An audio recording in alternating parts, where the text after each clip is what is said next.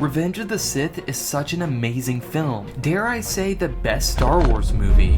What is he doing?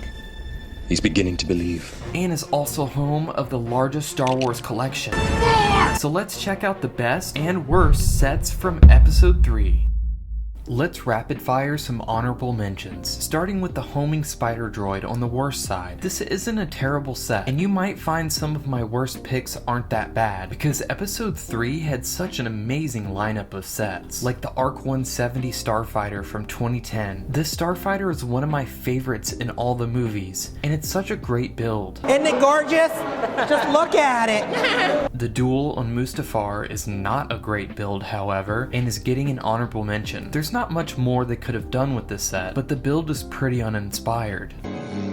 Check out the detail on these minifigures and the Utapau troopers. Both the Airborne and the 212th troopers are incredibly detailed, and this is by far the best battle pack ever made.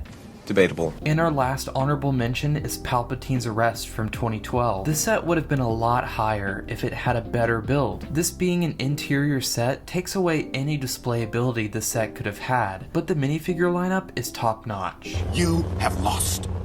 No. No. No.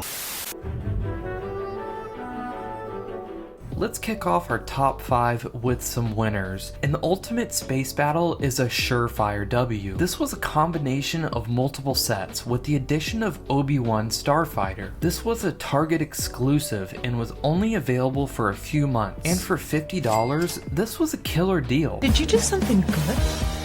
I totally did. And I've heard some fans say this is the best Star Wars set ever made. I feel like that's a bit of a stretch, and I think it not being higher on my list goes to show how amazing the sets are for Revenge of the Sith. R4, be careful, you have a...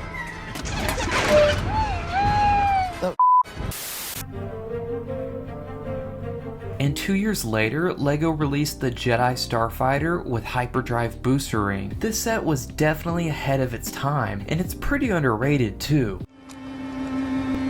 People have to know about this. It took LEGO another 10 years to release another Hyperdrive set, and I definitely prefer the color scheme of the 2007 version, which is why it's earning a spot, plus an exclusive Obi-Wan minifigure and Kit Fisto for some reason. You guys killed it in the last video. Damn! Let's see if we can get 400 likes on this video. That's nothing. Let's move over to the worst, and kicking it off is the Republic Swamp Speeder. Look, I'm not too keen on calling this a bad set, but it's pretty underwhelming. Boring. Wow, super boring. We've seen 2 other versions of the Swamp Speeder, one included in the Wookiee Catamaran, and the other a scaled down version in a 2014 battle pack. This is by far the best Swamp Speeder, but the minifigures are just okay, and so is the set in general.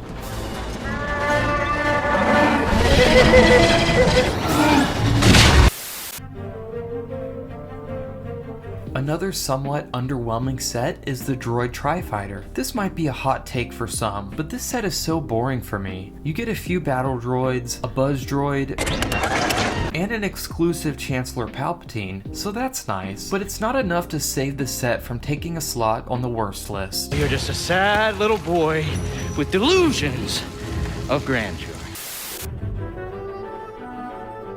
Let's go back to the best, and we're now in the top 3, so these sets are getting really good. One of the best Star Wars sets out there is the AT-AT Walker. The 2009 set is the 3rd iteration of the Walker, and honestly you could have put either the 2014 or the 2019 version here, as they aren't that much different. Oh, look at that. Same thing. But I'll give the edge to the most recent set. First of all, the build is virtually perfect, but the minifigures really take it home for this set. You get these awesome looking battle droids, a highly detailed Commander Gree, a Kashyyyk Trooper, and Chewbacca. Does it get much better than that? Yes. Yes, it does. I recently polled you guys to see what the best version of the turbo tank is, and the newest won by a landslide, but I think the 2005 version is the best set of all the turbo tanks. Emphasis on set because the turbo tank itself is definitely better in the newer version, but this was such an amazing deal for $90 at the time of its release. The minifigure selection is off the charts, earning its number 2 spot on my list. I knew you could do it. And before we see the best set from Revenge of the Sith, let's check out the top 3 worst. And the Vulture Droid takes the number 3 spot. If there's one thing I do like about this set, it's the color scheme. I love the sand blue mixed with the darker blue. Yummy! But the compliments stop there. You would think at this point they would find a way to design this droid with fully flexible legs, but they're still stiff and rather fragile. The minifigure selection is fine, I guess, but this one is a real disappointment. My disappointment is immeasurable, and my day is ruined. And the runner-up for the worst set is General Grievous Starfighter from 2020, being the 3rd iteration of this model, and honestly, all of them are pretty unforgettable, but the 2020 set is just offensive because it's incredibly overpriced. $80 for a build with less than 500 pieces is just ridiculous. What were they thinking?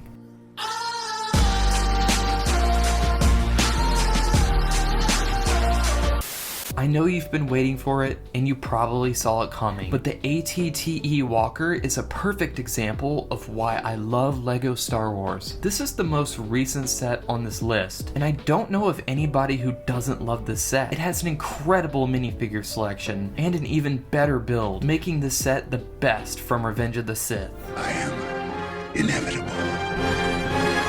The worst set from episode 3 by a landslide is the Ultimate Lightsaber Duel. I have talked about this in previous videos, and I don't have much more to add here. This set is so bad.